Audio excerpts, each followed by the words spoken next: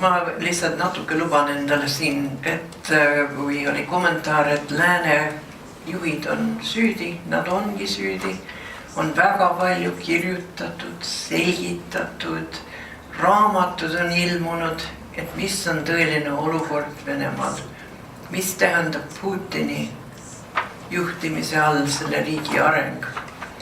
Ja nähtavasti keegi ei loe neid raamatuid, seal on Peter Pomerantsov, eks ole, see väga fantastiline raamat, et Russia where nothing is true but everything is possible.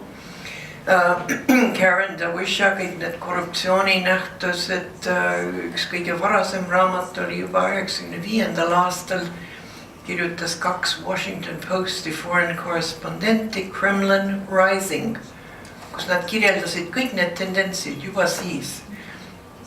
Ja kõige vanem asi minu jaoks seotud Putiniga oli see, et enne kui ta ametisse vannutati, ta korraldas vastuvõttu Kremlis nende parlamendi liikmetele, Duma liikmetele. Ja seal ta siis tõstis klaasi kelle auks? Stalini auks.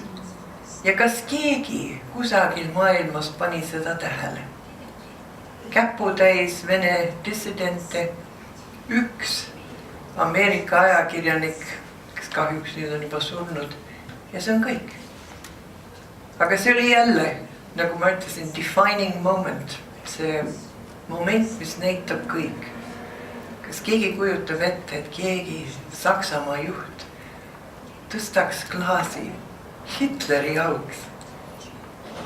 See oleks niisuke skandaal, aga see mees tõstab klaasi Stalini, mõrvari auks ja näitab, et I'm going to make Russia great again, eks ole. Nii et probleeme palju, tundub mulle kuulates juba esinevad eelmised esinejad ja tänased esinejad, et probleem on meil üliselt see, et